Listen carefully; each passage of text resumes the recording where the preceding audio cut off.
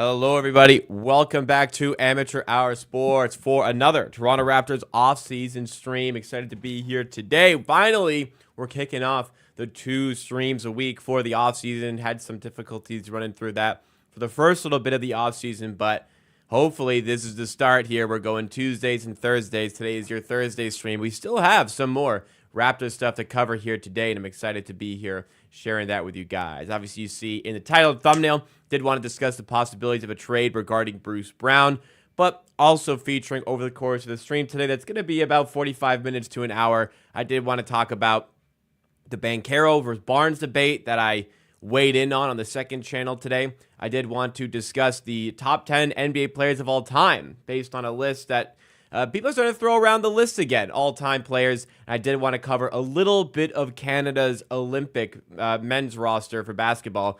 I did want to cover a little bit of that as well to get everyone prepped as Canada's games begin. I think it's on Saturday their games begin. So I appreciate y'all hanging out with me today. Appreciate y'all stopping by. If you like what you see along the way, make sure to hit that like button. And also, if you're new to the channel, consider subscribing as well. I think we'll have some fun today. So how's everyone's week going? How y'all doing? One more day left in the week.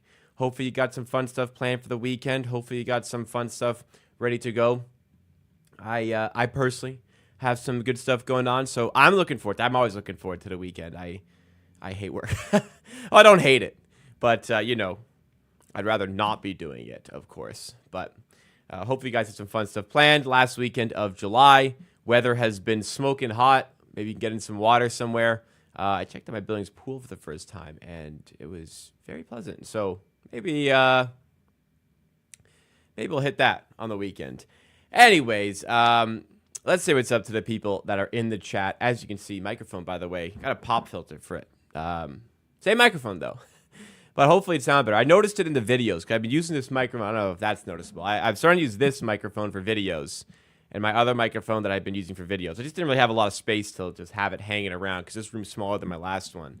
But I don't mind the sound of this. It was just, I kept hearing the p sounds too much. So anyways, that's supposed to solve it. What's going on to Daniel Berry Sports Highlights is here. Skywalking is here. Quantum Boss Taking Charge. Prevent dying too early. Wow, what a name. To your health. Well, thank you. A Chefs is W's in chat. Indeed. Hey, if you're one of the members, you can toss the W emote in chat at that.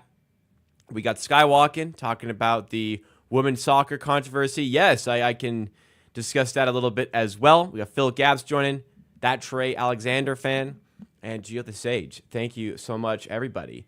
I did see. So if anybody did not see, Canada's women's soccer's Olympic bid began today, playing against the New Zealand team. Canada defending champions in this sport at the Olympics. The women won gold at the previous rendition. What a moment that was. But, yeah, some controversy leading into this tournament. They had to send 2 members of staff home, and the head coach, what's his name, Bev Priestman, did not coach today, was not the touchline manager today for Canada, sat this one out. After a spying scandal broke out, the New Zealand's women's team had reported on 2 separate occasions that the Canada were spying on them with drones. 2 separate occasions, and it was pretty much confirmed. So kind of a disaster way to start the Olympics. Canada ended up conceding relatively early on in the game today as well, but came back to win 2-1. So up the lasses. Got the win out there early. 3 points out the gate. Admits the controversy. Hopefully they can put all of that behind them. But it takes a lot of character to come back from that controversy and to come back from being 1 goal down. But it is pretty scummy to do that. I mean, like, how much are you really going to gain out of doing that? I'm not sure. Spying with a drone is wild. I agree, Gio, because you ever seen a drone flying? Or rather, have you ever heard a drone? Drones are fucking loud. Like, how on earth were you expecting to get away with that, right? That was my thought process. Drones are very loud, so I don't know. And to do it twice, I mean, how much are you really learning out of those training sessions? I don't know. I don't know. I thought that was crazy. Had them to fly a drone, then they get caught by police. Yeah, crazy. Michael Brown says, late to the train, but can't see a trade personally. Team that would want Bruce Brown, like they don't have space available. Secondary apron is again restricting move. Yeah, we're going to talk about some of the options for trade with Bruce Brown. I wanted to do a video tomorrow discussing the possibilities with it because I do think there's one team that makes a good amount of sense, which I'll cover in the video tomorrow. But I'll cover 3 possibilities as far as a trade is concerned over the course of the stream today, because I think there's 3 potential options out there for the Raptors to take on. Maybe not fantastic ones, but certainly options for discussion if a team feels like they want to add in Bruce Brown, they want to make a playoff push, they want to shed some salary. I think the big thing with the Bruce Brown trade discussions is that, well, the big thing with these trade discussions is the Raptors have the space to take on additional salary. So that's part of the trade chip in a way for the Raptors. Part of the trade chip is that the Raptors have $11 million in cap space to take on extra salary. So if you want a salary dump, you can just dump it here. We're a landfill for salary. That's part of the reasoning, which I will share a little bit later on in the stream once again. So the video yesterday, I guess, wanted to get your guys' thoughts on that. As Gregory, one of our members, joined. Thank you so much for joining. For the upcoming season for the Raptors, what are your guys' thoughts on standing? So I asked on Twitter how many wins people think the Raptors will get. Any additional thoughts from you guys? Because let me see what the community said. Oops. So the bulk of the voters said 32 to 36. I think that's how good they are. However, if they're in the 32 to 36 range, they probably won't want to win that many games and will fall back a little bit. So I think 42 or more is really going to be tough for this team to do. I just don't think they're going to do that. But what are your guys' thoughts? Because answers have been all over the place from what I've seen. Let's see. Somebody said 43. Somebody said 38. Somebody said 15 to 20. Somebody said 43 and 43 wins. Somebody said 44 wins. Somebody said 32, 26. Yeah, everyone's all over the place here. Put in the chat what you think will be the likely outcome. I think I would probably go around 32 as well, to be honest. I think they'll be just above 30. I could see them going higher because the East is just so trash. I could see them going lower because they want to tank. I also agree with Kyle in chat who says this is a 35-win team. I agree it's a 35-win team. But the point I made in the video yesterday was if they're on pace to win 35 games, they're going to say to themselves, I'd rather win 29 than 35. They're going to start tanking. You know what I mean? So that's why I'm saying, like, I believe they're good enough to win 35 plus, but they probably don't want to win 35 games. Like, winning 40 is fine because then you're probably a play-in team because at least you have that. But winning 35 just puts you in a bad spot where you're not maximizing your draft pick and you're not worried about the draft. So for me, yeah, it's looking to me like it could be a tough season that involves some tanking. Michael says 35-win team, maybe if everyone is healthy all season. The thing is, with these, like look at the Eastern Conference. We'll pull up last season's standings, just to help give us a picture here. So Detroit sucks and still suck. Washington suck and still suck. Charlotte suck and still suck. Brooklyn might be the worst team in the NBA. So there's 4 teams automatically worse than the Raptors who will likely win less than 25 games each. No, they'll all win less than 25 games. Like Brooklyn's going to win less than 20, I think. That just leaves a lot of wins for the Raptors potentially to snatch up. I mean, granted, they have lost against a lot of bad teams. Atlanta probably win, around 35. 35 might be a play-in team, honestly. But there's wins out there, which is why I think they can still win about 35. But again, I don't think they want to win 35. Yeah, Phil Gapp says, agrees with me. He just said 35 wins could be a 10 seed. Indeed, it could. The East sucks. Do we have the assets to be a late lottery team and trade up to top 10? I mean, I'd rather just be a bottom 10 team and not, not have to worry about that. I don't want to trade anything. The answer would probably be to that enigmatical is no. We wouldn't have the assets to trade there. But I'd rather just listen. Why be a late lottery team when you can just be bad and get a good pick? Like, start the season, try to win. Get to the trade deadline and see where you're at.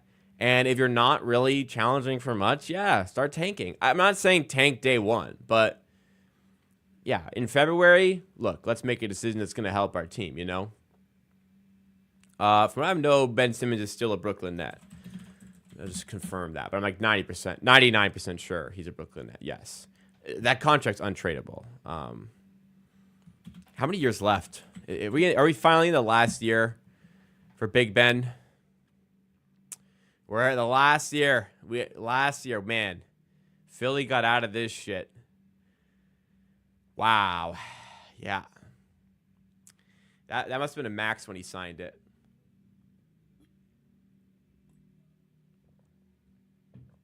Do you think he's 28? Do you think that is the last contract he'll ever have in the NBA? Or do you think like somebody will give him a minimum next year or something?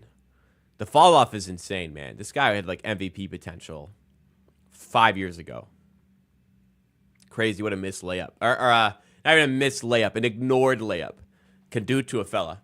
It's always funny to me how the sport turned into a sport about losing after a certain point. Make me take recognition with a grain of salt. It just allows for parity. What North American sports has never been able to replicate from European sports is the real passion for the fan base. In the sense, like no matter what, like if you're like a European soccer fan, like particularly in England, if your team's struggling, you're watching every game still. Whereas Raptors fans, which I don't blame you, look, the product was terrible. Like halfway through the season, a little bit further, fans were giving up and just not watching the team anymore because there was nothing really on the line, right? Whereas in like European soccer landscape, relegation is on the line. And if teams get relegated, like the fans are still going to turn up for that team, right? In American sports, if a team got relegated, that's it. Like nobody's watching that. Like it's cooked. You're cooked. There can never be a relegation system in the NBA because nobody would watch second division basketball. Are you crazy? That's flat out just not going to happen. So I'm not blaming North American sports. It's just kind of the way it is. But because these English like these soccer teams are rooted in history, man. Like some of these were made in the late 1800s. The NBA just doesn't have that sort of impact, I guess, on society where you really live and breathe your team. So in that way, it makes the games in the later parts of the season for the bottom feeding teams rather pointless. I want my team to lose, so why would I watch them play? So yeah, it's tricky, and I don't have any way to fix that. How do you ask Scottie Quick and Barrett only to lose? How do you ask? You don't ask. You sit them out sometimes. You rest them. If the players are playing, they're playing to win. But they can't play to win if they're not playing. You know what I'm saying? So players are out there, and they are playing to win. Players do not tank. If Washington wants to force minutes on SAR, send them Bruce Brown for Kyle Kuzma. Playing style by Barnes. Well, I think Kuzma fits better with SAR for spacing than Bruce Brown would. I don't think the Wizards would want to do that. Why would the Wizards want Bruce Brown, The next signing, Killian Hayes, is funny. It is pretty funny so the Raptors actually have an open roster spot. And it's something I've thought about is that Killian Hayes is the type of player the Raptors would sign because it's just like former lottery pick. See if you can capture some of the lottery magic. sign him on a cheap contract for 1 year. They've done that in the past. Like Stanley Johnson comes to mind. So I'm thinking like maybe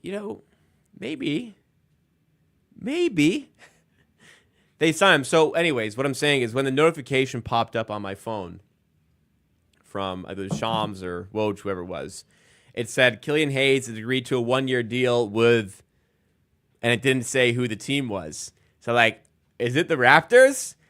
I kind of hope not. And I opened it was Brooklyn Nets, and I started laughing because the Brooklyn Nets were going to win probably less than 20 games. Have signed Killian Hayes. Hey, if they want to lose games, Killian Hayes might help them do that if he even makes the roster. Why aren't we trying to trade for Dillon Brooks? He has that dog in him. He's proud Canadian. He could probably play with us in the 6-7 spot at least. Sonny, first of all, if Dillon Brooks was here, he'd start. He's fucking starting. He's good. Second of all, Houston really like him. I don't think Houston are looking to trade him.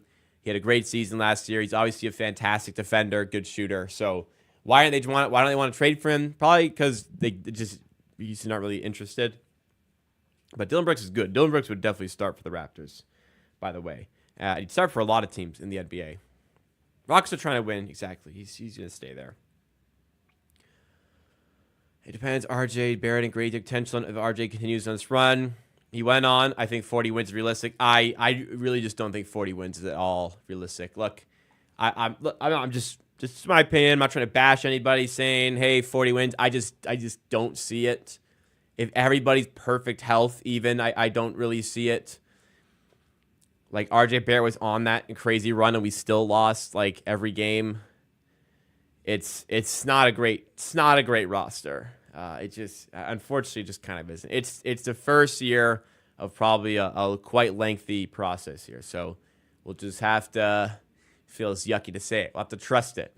We'll have to trust the process in a way. It's going to be a rough year, I think, potentially. But it could be fun at the gates, and there's some fun players in this team. We'll still have an enjoyable season to a certain extent because we understand we're supposed to be bad. Like last year, we were supposed to be good, and we weren't. Not good, but like decent. This year, we're supposed to be bad. So like we can accept the bad a little bit more. And Pascal and the Pacers make it to the East Finals. Well, they just did, so, I'd say no, but like why not? They just did. They finished as the 6th seed in a conference that they finished ahead of Miami. They finished ahead of Philadelphia. I'm not sure if that's going to happen again. So it'll be really tough, but they just did it. So I'm not going to rule it out. Parity in the NBA is crazy. You never know who's going to go far. I really watch the Raptors for development, even when they're tanking. Me too. I mean, I'm going to be sitting here. I'm going to be doing my live streams like I did last year. I probably did.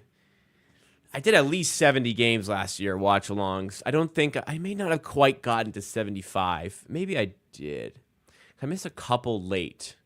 I'm going to say I probably did 73 or 74 games last year. So you know me. I'm still going to be here. I'm going to be in this chair watching the boys. Tough to say if we'll tank or not with Masai and Bobby's contracts coming up in 2026. Meanwhile, as Darko's language regarding the rebound suggested, they likely give the young raw guys some run. Yeah, I think Masai is in for the long haul, and if he's not, he's setting up another guy for success. You can't just make a championship team out of nothing here. It's going to take some time, and the draft is going to be where we build the team. I think there's a recognition for that, thankfully. Nets have paid Ben more than $1 million per game the last 2.5 seasons. That's just crazy, man. Oh, he's stealing a living. It's not smart winning too early because you become the Mitchell-era Jazz or the early Cavs with LeBron, become too good too fast, could get talent because they had a mid-draft pick. They're going to go out there and try to win. I don't think they're going to do that this year. I mean, sometimes you can put yourselves in those spot. You can still find talent in those areas of the draft, like the Raptors got good pretty quickly in the DeRozan-Lowry era. The Raptors just struck gold consistently with later picks in the draft or an undrafted player in one example. So there's still opportunities out there. But everyone's on a different path. I mean, I can see why you might think and why you say that getting good quickly could also even be a negative because of the draft picks. Maybe it is, but I don't think they're going to be that good this year. I think the Celtics repeat. I mean, the Celtics are so stacked. Like, that team's so stacked. Unbelievably stacked. All right, guys. Let's Let's talk a little bit of Barnes Banchero debate. So I talked about it on the second channel, so I don't want to rehash a whole lot. But obviously, this is a Raptors channel. The Raptors channel, the fan base, a lot of guys are going to vote Scottie Barnes. A lot of guys are going to say Scottie Barnes or Paolo Banchero. I understand that. But curious, your thoughts in the chat. Are you going Banchero or Barnes? So I asked the community today. Only 604 votes so far, but 81% says Scottie Barnes. Listen, I didn't put this poll out expecting it to be 50-50. I just put the poll out for some fun, just to see where we're at. Raptors fans, 80% at least, or maybe some others slipped in, but 80% of people are picking Scottie Barnes. So what I did cover in the video today, I looked a bit at the statistics. Barnes, really the only thing he doesn't do as well as Banchero is his point per game. He's a more efficient scorer. More numbers, higher level of numbers defensively for steals and blocks. Not saying Banchero's a bad defender, not saying steals and blocks are the full story when it comes to defense. Banchero's a terrific defender. I'd still give a slight edge to Barnes. However, steals and blocks still are in his favor. Pretty much everything about Scottie Barnes was better. Even some metrics that, like box plus minus, which measures your impact, or value over replacement player, which is another stat that helps measure impact. Scottie Barnes was better than Banchero at everything. So it's an interesting debate. I tried my best to be fair and say, listen, guys, I still respect the hell out of Paolo Banchero as a player. This is a very, very tight debate. I'd be very happy starting a team, building a team, having a team with either of these players, man. These two are fantastic. And there is something to be said about scoring that many points per game. It's hard to do, and that's valuable in itself to have that lead sort of score. But yeah, what do you guys think when it comes to this debate here? Because this was one that I brought up in the Zach Lowe's podcast, the Low Post. I still have to listen to the episode. But I heard the guest said Barnes, and he said Banchero as a choice, but acknowledged how close it was. They both acknowledged how close it was. It's an interesting debate. But yeah, your guys' thoughts would be fun. Sorry. If you put Barnes on Magic starting five, they'd be contenders. I don't know about that. Would they be better because they have Barnes? I mean, the playoffs, Banchero is pretty sick, scoring-wise. It's just that scoring is tough. But maybe Barnes can do that if given the opportunity. We'll see this season, I guess. They'd be still really good with Barnes instead of Banchero. It's tight there. I think that we're better off having Barnes than Banchero.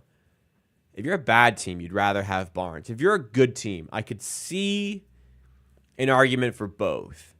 If you need more of a lead score archetype, Banchero fits that. But if you've got guys who can score, and Barnes can be a connective guy there too, even as a top guy. But if you have high scoring players around him, Barnes would be more effective. It's really close to call, man. They're both fantastic players. Don't get me wrong. I'm not trying to put down anybody here, but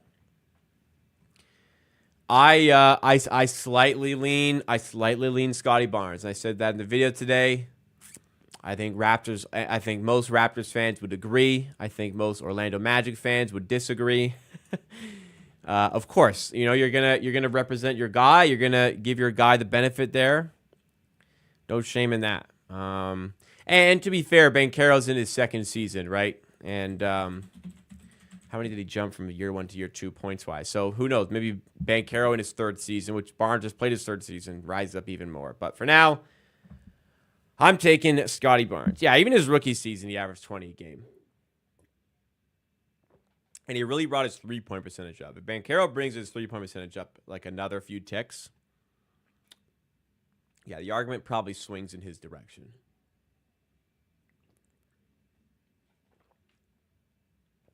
If he brings his scoring up a few ticks from three, it makes every other part of his game better. Yeah, he's definitely if he starts shooting 36% from three, that's not even going up that much. 36 or 37%, he's a 24 point per game player easily. That's hard to do. And in that case, I might have to hand it to him. But for now, I ain't going to hand it to him. I'm going to hand it to our guy, our boy, Scottie Barnes, of course. On the Olympic team, Scottie would be looking to set everyone up and be happy scoring 0 with 10 assists. They're not the most similar play style guys. So that's why the comparison can be a bit tough. But Banchero is fantastic. Barnes is the more switchable, do-it-all guy. Banchero is a bit more of an isolation scorer. A little bit more. Banchero does a lot for the offense as well. I'm not going to say anything about anything negative to his game. Offense, Banchero, all around Scottie Barnes. I agree with Phil Gatz. That's the way I see it. For the Olympic team, yeah, Barnes would be really good because he just does all the dirty work. You can even play as a stretch 5, a small ball 5, which Banchero has done. But I think Barnes does that job even better. It is a close and hotly contested debate, and I've just seen a lot of that online. We're in that part of the summer where everyone is looking for something to complain about, not complain, something to argue about. People desire conflict and argument. So we're at that point of the off season where a lot of the arguments have started to go towards the Kobe Bryant, Tim Duncan all-time debate, or just all-time debates in general. You guys, I'm sure know at this point, I do a lot of work with the Bleacher Report app as far as streams are concerned. I recently got asked to do a top 100 list for them that multiple people would be involved in. I decided not to partake because I just didn't really want to make a top 100 list in my busy schedule. But I did get asked to do that. So I thought to myself, hey, maybe for stream, we could do a top 10 list. And that could set off some fireworks. So let's look at the top 10 all-time, what you guys would think. 18 Rockets versus 20 Lakers this year. Lakers. AD with a jump shot. That's crazy. I go Lakers there. Let's do a top 10. So I didn't do a top 10. I did a top 13 because I felt like there was a decent gap from 13 anywhere lower.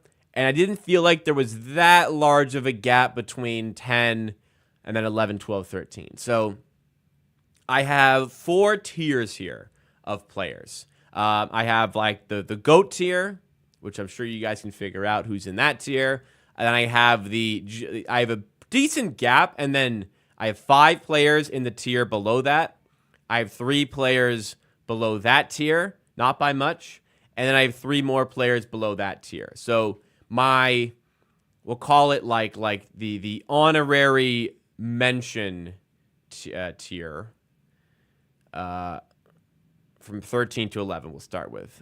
Hang on, this comment here. Not trading Gary Trent Jr. hurts, considering he signed for what he did. Half to matter they're offered. What they're offered was better than the equivalent to the numbers he signed for. Well, he wouldn't have signed at a minimum for the Raptors or close to that. I don't think they would have gotten really anything out of a trade. I think a team would have given up a second for him. In the end, obviously a second's better than having nothing, but it was probably more worthwhile having him for half a season than just getting a bullshit second-round pick out of him. That's how I see it. Anyways, number 13 on my list. Top 10 all time. No visuals to accompany this, unfortunately. I had enough time. 13 on my list. I went Oscar Robertson. This whole list is so subjective. Anyone, a lot of players can flip-flop here, but I go Oscar Robertson, 13. He was too good for me to not have at least mentioned of him in the top 10, or in my top 10 list. So he's 13. He's on the ordinary mention tier. I wanted to get this guy in my top 10. I tried, and I couldn't do it. I tried and couldn't do it. Number 12 on my list.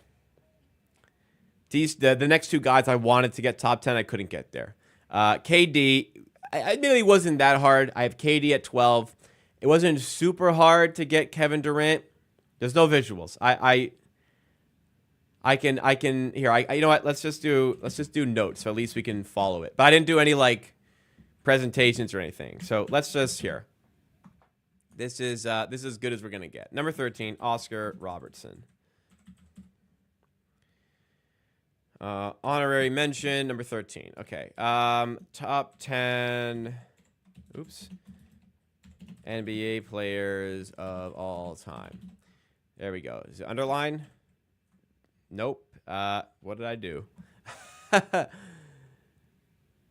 All right. Here we go. Doesn't underline. What's this? It's about checking it. No, turn it off. Turn that off. Can I? Yeah, there we go. All right. Full screen. Whatever. All right. Oscar Robertson. Honorary mention. Honorary mention number 2. Number 12. Kevin Durant. I tried. I thought about it, but I was like, the legacy stuff is always going to hurt him. As much as he wants to say it won't, it doesn't, blah, blah, blah. It does, Kevin. You know what you did. He always like tries to play dumb about this, leaving his team who blew a 3-1 lead, largely because of how bad he played. Leaving Russell Westbrook out to dry. Left his own team that blew a 3-1 lead to the Warriors. Joined the team who broke the record for most regular season wins of all time. Of course, they were going to win 2 championships. Of course, they were going to win a championship every year. They were healthy. The third year, they weren't healthy, and we won. The Raptors won. But Kevin Durant, number 12, you can't deny the talent. Honorable mention, number 3, 11th on the list.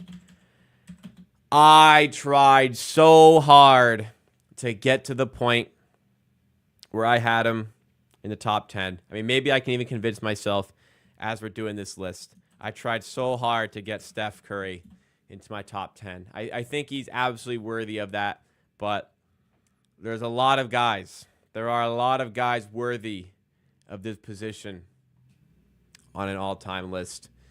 And unfortunately, I just can't quite get there with Steph Curry.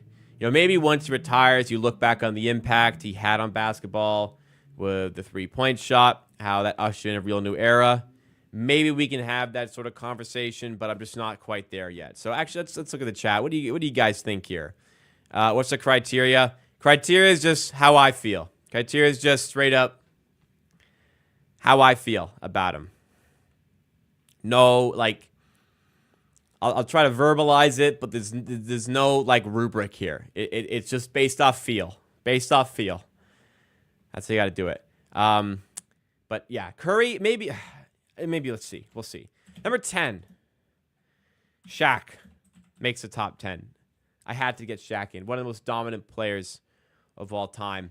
I could probably swap him and Curry potentially, but I leaned a bit towards Shaq. Both have tremendous impact. I mean, we're splitting hairs here.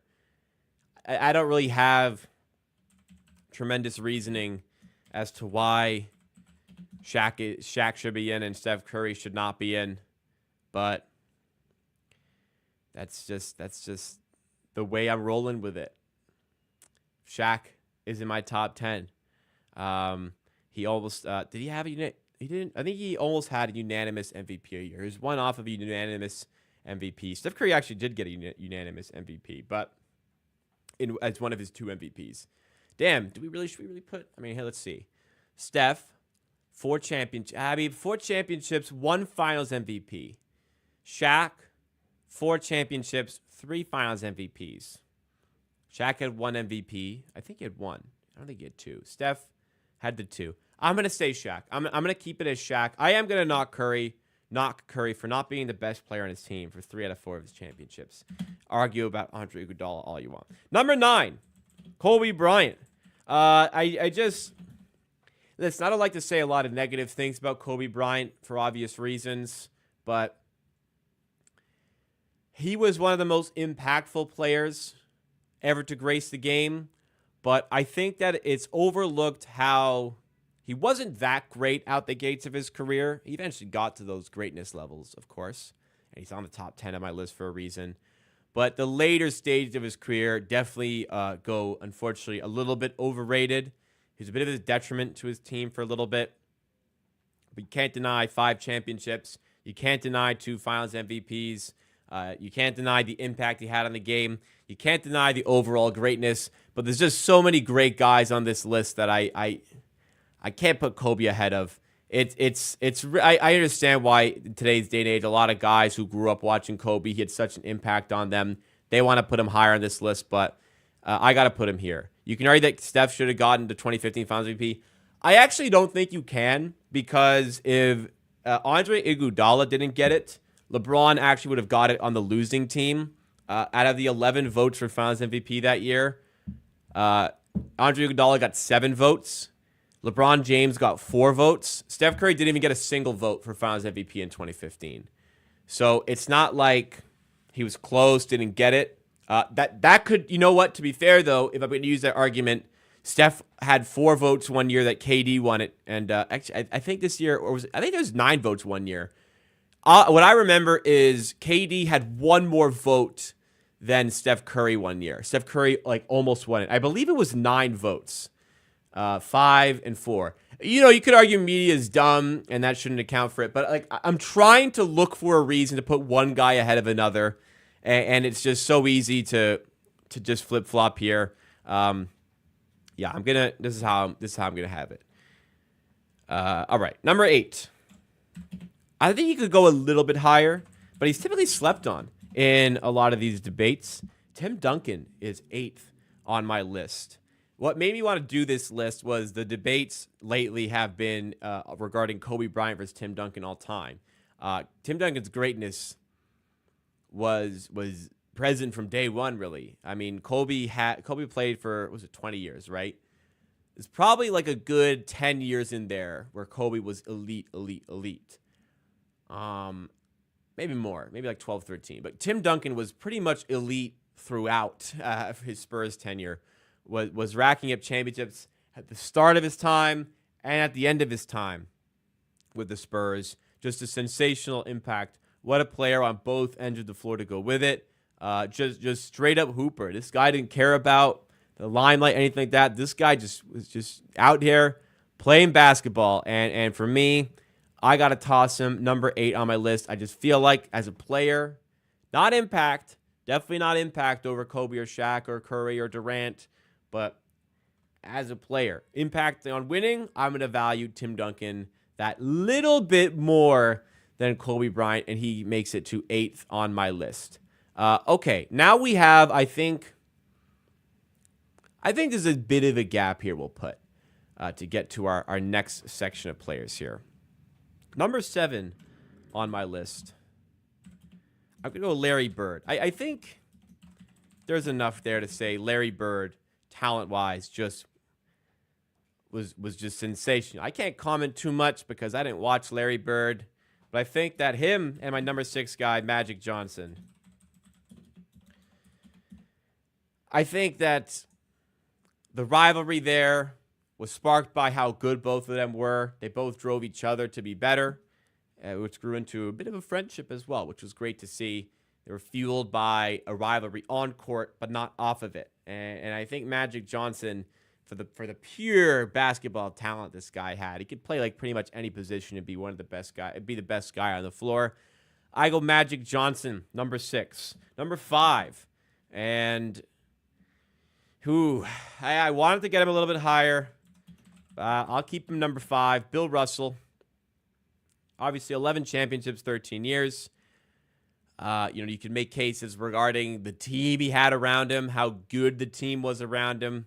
He was the catalyst in that. And look, playing in Boston in that era, getting called the N-word by all of your own fans every night and still winning 11 chips in 13 years, that only adds on to your greatness as a basketball player to fight through that shit and still be as good as he was.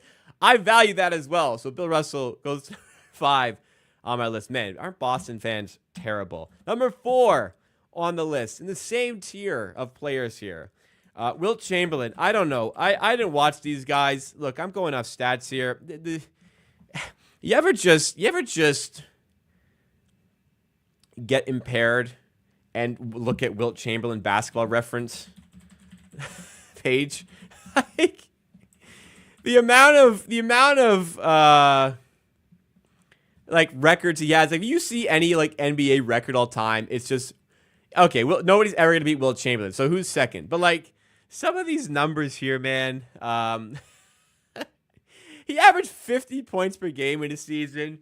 He averaged more than 48 minutes per game in a season. He averaged 25 rebounds. He averaged 23 rebounds per game in his career. You know, I get it. Like, he's a freak of nature, and in today's age, that wouldn't happen. But goddamn, you have to put some sort of respect on these figures.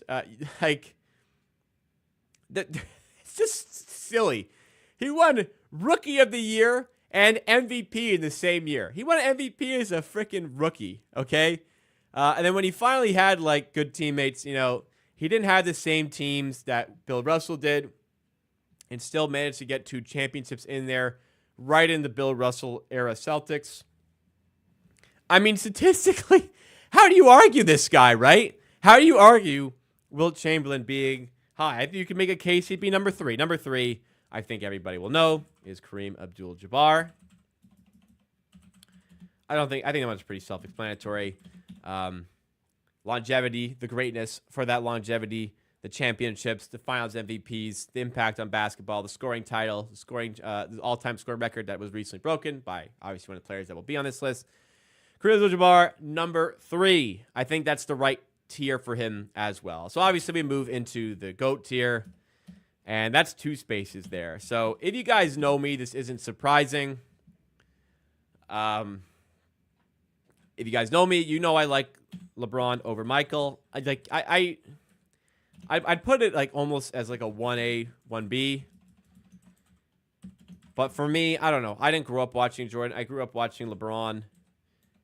And I just don't see how there's anybody who could be greater than LeBron James at basketball.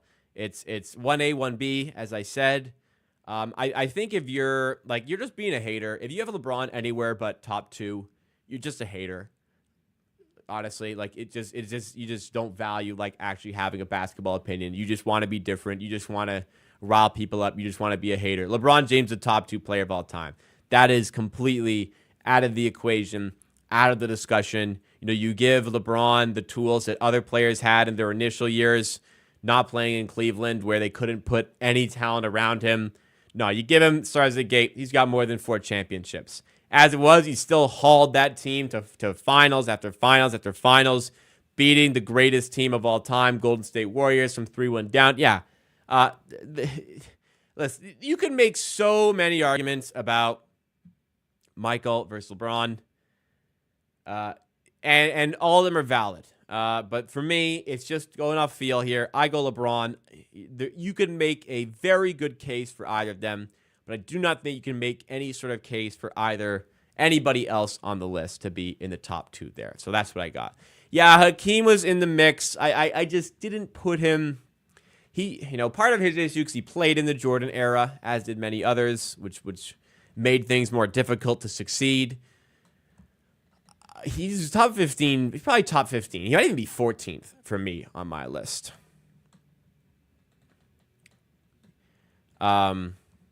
Disagree with Wilt being that high. I mean, yeah, I'm usually in the minority of people that puts Wilt that high. It's just the numbers.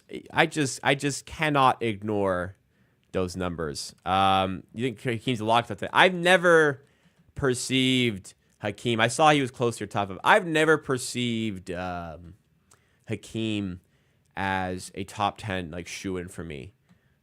He's easily top 20. I think that's safe to say.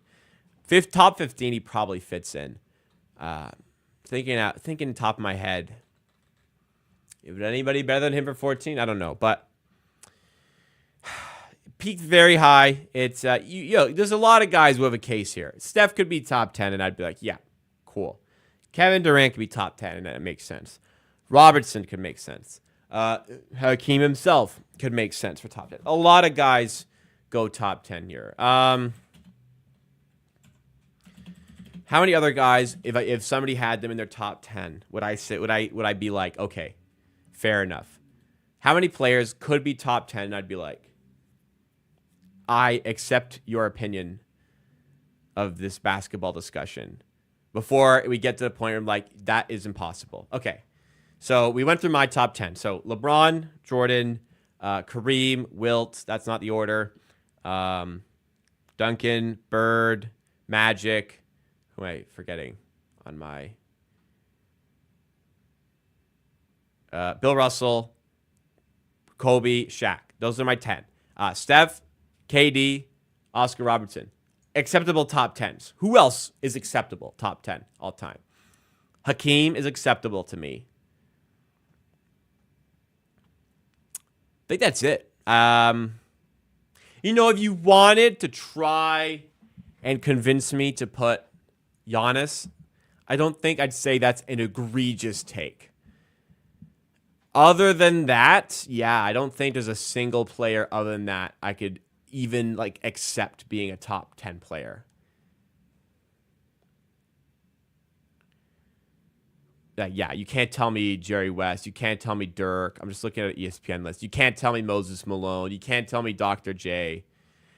KG, probably no. I don't think I can accept that. I mean, obviously KG's peak. I mean, some of the stuff Kevin Garnett did, man. Oh my God, Kevin Garnett highlights are so fun to watch. Like just his like one dribble ISO game is so, man. Watch, get hammered, get home, order takeout, and watch Kevin Garnett highlights. I don't know if I can get their top 10 though, you know? We got a super chat in for Boy13. I'm not going to read that. Thank you though. I'm not going to read that. But thank you so much for the super chat. I ain't reading that. Oh, wow. It's 750, man. The See Me highlight video might lose top spot on the reaction channel. Adam, what is going on? Man, this might be an historic day. So when we first launched up the reactions channel, it was about the time the Raptors signed Simi Hyluk. And I guess something clicked. And Simi Hyluk's video shot up to the most viewed video in the reaction channel history. Is it, we still have, yeah, it's still top. What is going to pass it? Holy shit. Holy shit. 5.1K on yes. Let's go, dude. 1 day ago. Oh, no, that's main channel. I was going to say. Ha! All right. Sorry, this one. 2.8K. I was going to say, I feel like that wasn't this one. False alarm. But this was 6 hours ago, and it has 2.8K. This is 2 years old. Actually, probably 3 years old. Man, that was bald on my green screen days. Jeez. 2 years ago. It's been at the top ever since. And now we have the chance. This trade's got even better. Man, you know, obviously, if the Simi Hog video is the most popular one, you never know what's going to be your most popular. I guess the thumbnail kind of banged, which is why this one did well. But, oof. This might do it. It's got some ways to go. I'm still here. It's got some ways to go, but 2.8K. It's actually probably higher. Yeah, I was going to say, in YouTube Studio, it's probably higher. It's at 3.9K in YouTube Studio.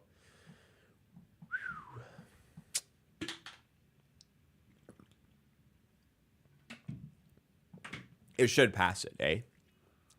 I mean, if that's 3.9K today, it's gonna, like, it. I don't want to jinx it. It's obviously 1 to 10. Knock on wood. That's gonna obliterate 5K. That's gonna obliterate Mihailouk. 2 out of 10 is 900. Yeah, it's absolutely. And the 900 views would have been probably the things are getting worse for Gary Trent, which ended up getting 4.1K. I mean, I don't want to jinx things. That video might get 10K, which is bonkers. I think any video getting 10K is exceptional on any channel I have. But the reactions channel, I mean, that's unheard of. We've only ever done 5.3K, right? We've done this for a couple of years now. So that's awesome. Great work. Great work, Adam. It's going to smash the Mihailouk video. And finally, the cursed Mihailouk video is going to not be number one. How many? It's like a 5-minute video, too, isn't it? Yeah. And it's got highlights in it, so like no ads. It might have ads on it. That's gonna smash my highlight one. It's got to. It's got to. All right. Rate my top 10. La Sunshine, Jor Gambler, Crypto Shabar, Magic Akeem, Duncan Bird, Steph Jack. Yeah. Completely fair list. Completely fair. No Bill Russell is a bit strange to me, but I mean, we didn't watch. Oh, you're saying post-merger. Fair enough. Yeah. It's probably easier to value post-merger where, it's, Bob Cousy wasn't good. One day we got to watch Cooking with Jacob. Which one is that? Which one's that one? The taco one?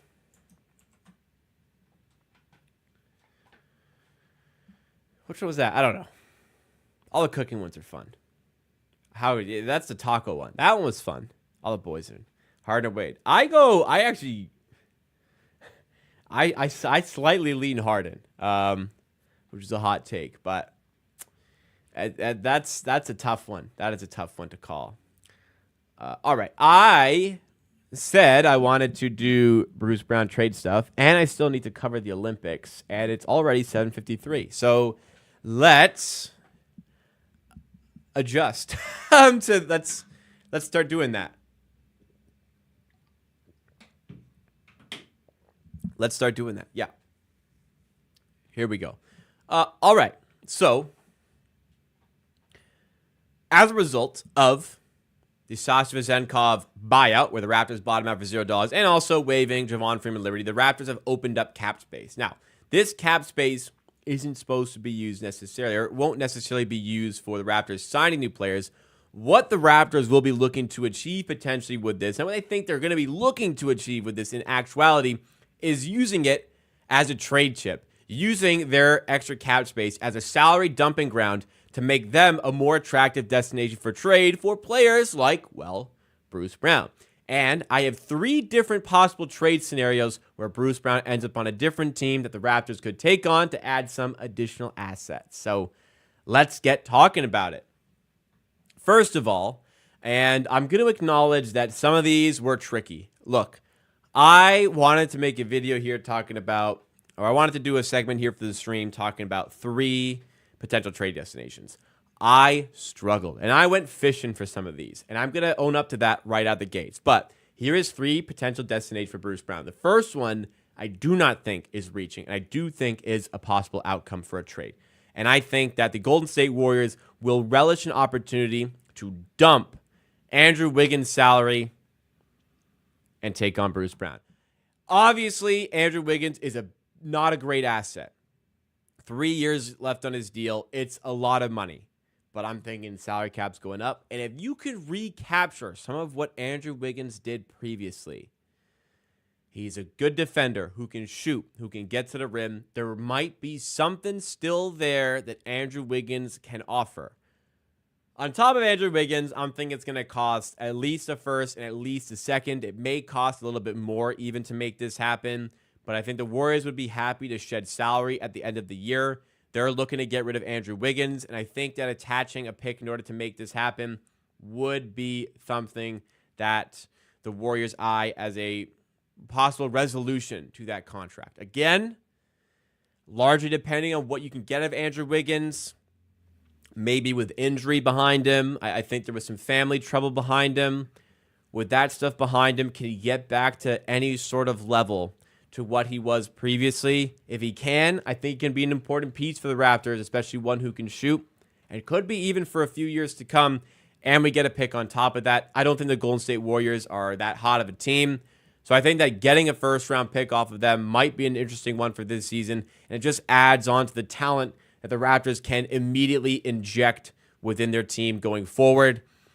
It's not ideal to take Wiggins, but it might be worth it to get the pick, and Wiggins might be a good enough fit to go next to the likes of Scottie Barnes, Emmanuel Quickley, RJ Barrett. Kind of gives us a pretty dynamic and switchable team, honestly, that perhaps Darko Rajakovic wants to work with going forward. So I think the Golden State Warriors is one of the more realistic possible trade destinations.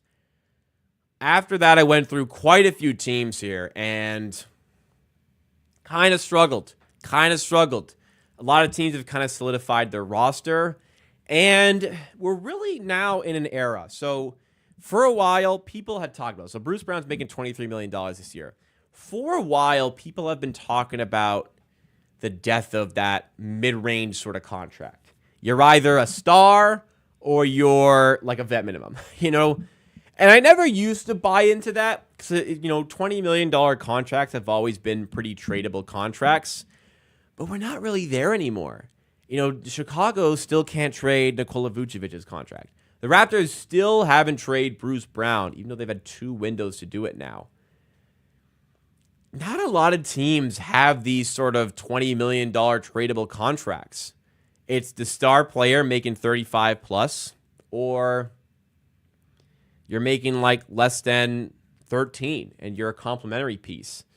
So it's kind of hard to shape this up. But I think one team who could be looking to shed salary and perhaps eye this player as perhaps surplus to requirements is what I'll say.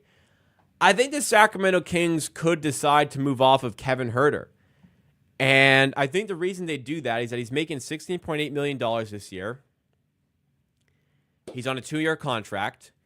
The emergence of Keon Ellis on a super cheap deal, who shot the hell out of the 3 ball last year. Kevin Huerter had a down year last year.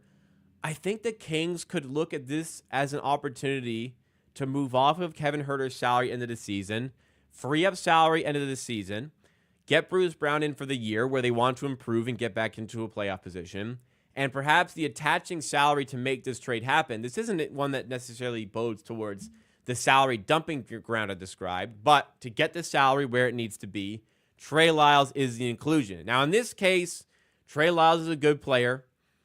He would be a great fit for the Raptors at the 4. Kevin Huerter, I think just adding any shooting to the Raptors is something that's worthwhile, and it's not a crippling contract to have for next year. I'm not sure the Kings go for this. However, if they do feel as though Kevin Huerter is a slightly negative asset because of the 2-year contract, maybe this is the way they go. They made a super salary cutting decision by trading us Mitchell, Vezenkov, and 2 pretty good second-round picks for Jalen McDaniels. So who knows? Maybe they do value getting rid of salary there.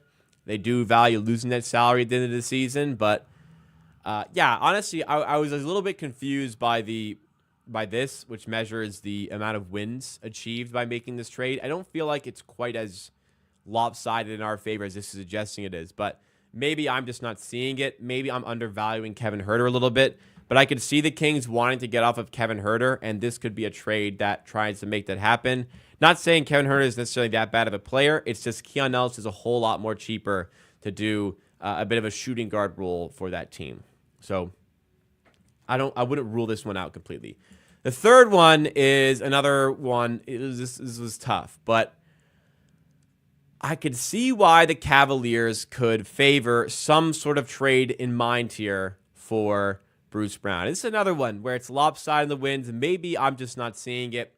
I struggle to see the Kings one and this one going through, but what I have here, I personally do not rate Karis LeVert that highly, so I'm wondering if they're comfortable letting go of him, because Bruce Brown can be a little bit of that secondary ball handler, kind of stealing the tagline here, provide the open 3-point shooting for the team, a little bit more to the defense. I don't think Karis LeVert would be bad for the Raptors for a year before his contract expires. Georges Niang, just his defense makes it a little bit too difficult to use him. They could get off that. And I've tossed in Sam Morrell. I mean, they're giving up a lot of shooting here. A team that's not a great shooting team. The Cavs giving up quite a bit of shooting. But Sam Morrell here, tough to use because of the defense. But I think there's more of a role potentially for the Raptors. So this is what I've added in. No first for this one. But I was certainly scraping the bottom of the barrel here when it came to some of these trades. Kind of what I've looked at here is that even though it very much feels as though the Raptors are in a position to make a trade with Bruce Brown, not a lot of other teams are in that same position to make a trade. And perhaps the big one that it would come down to is I think the Lakers are a team that could eye him, or the Warriors. But those are some of the options out there. I could see why the Kings want to get off Herter. I could see why the Warriors want to get off Wiggins. And for the Cavs, I could see why they want to get a more established playoff sort of player and go for Bruce Brown. But it kind of feels like at the moment Bruce Brown is here to stay. The Raptors are certainly in a position for an imminent trade, but perhaps no other team is in position to make that happen in the latter stages of July. Expect Bruce Brown to be on the roster from day one for the Raptors playing games. Hopefully move by the NBA trade deadline this time. For Cam Johnson, why would they do that, though? I've heard a lot of the Cam Johnson ones, but like, I didn't look at any teams near the bottom of the NBA because it's like, there's no point of having Bruce Brown. I mean, I guess his salary at the end of the season, but I picture him more as Bruce Brown going to a team that wants to be a playoff team, and then they shed that salary at the end of the season. That's more so what I feel there. Wiggins is interesting, but you have to trade Andrew Wiggins as expire for his last year because it's second apron. Second apron. What do you mean? I don't think Raptors are second apron issues. Zach LaVine, Zach LaVine I ignored because that's not a mid-range sort of contract. That's the whole pie of a contract. All right, usually I'd end it here, but I did say on Twitter and in the description that I wanted to cover a little bit of the Olympics. That's what we're going to do here. So if anybody doesn't know, Olympics right around the corner. I think Canada's men's team gets started on Saturday. And on paper, I mean, you look at this is a nasty roster. This is a nasty roster. RJ Barrett coming off of by far his best season in the NBA after playing really well at the FIBA World Cup last year. Lou Dort, Dylan Brooks, you got some lockdown defense in there. Alexander Walker at dynamic off guard. Jamal Murray, Shea, two outstanding point guard. Particularly Shea, one of the best players in the NBA. Nembhard, great complimentary guard as well. Problem is the size for sure. They lack size. Kelly Olynyk, he's tall, but doesn't bring a lot of rim protection. Neither does Dwight Powell. It's enough that Kem Birch has actually had to step in to the Canadian roster. Familiar face for Raptors fans. He's been playing in Europe. And I think he'll be starting just for the complete lack of size. I'm kind of upset Zach Edey didn't make it for the Olympics. Didn't want to go, rather, because he wanted to prepare for the NBA season, which completely makes sense. But this is a damn good team. The problem is they got a really good group in a bad way. This is the group of death. 4 teams who easily have medal aspirations. They're all together here. Australia, Greece, Spain, and Canada in a group. This is going to be extraordinarily difficult. Spain is always a threat in international tournaments, as are Australia. Greece, they have Giannis. This is going to be very tough. That being said, as much as it's difficult, Canada are still actually second in the favorites to win the tournament. Now, obviously, U.S. is the gold medal favorites. No disputing that, especially because the U.S. don't have that formidable of a group. They have South Sudan, Puerto Rico, and Serbia in their group. I know South Sudan almost beat the U.S. the other day, but the spread in that game was 40. I think it's going to be closer to 40 than to 1, which it was last time. Or, I think they won by 1 point in the next game. But, 2 teams they should relatively comfortably beat, South Sudan and Puerto Rico. Serbia might be tough, but the U.S. are just by far the best team. The other group, if anybody doesn't know, is France, Germany, Japan, Brazil. It's kind of a shame Canada got pitted in such a difficult group. But, nonetheless, they still are the second favorites for the tournament. I can see a reality where they don't get out of the group because it's so difficult and things just go wrong, but they're good enough to win that group. I'd actually like to see some group prices, like Canada's favored to win their group, but like to what degree of severity are they favored to win their group? Let me see if that's coming up, because they're favorites to win their group. By how much? Here we go. Group A. Canada's minus 190, so they have above. So that's implying, what is that, 60%? That's implying about a 60% chance. We'll estimate for like the VIG being involved. What percentage the Raptors would get there? Let me see. We'll give them like minus 160. Yeah, about 60% chance they win the group. Fair enough. Should be an interesting one. I'm very excited for Canada's in the Olympics, in the men's basketball. They're playing their first game on Saturday, and I do expect to be available for a live stream, watching along. I believe the game is at 3 p.m. They're playing Greece on the 27th, which is Saturday. GMT. What's GMT? Greenwich Mean Time to EST. Actually, we're in Eastern Daylight Time, not Standard Time. GMT to EDT.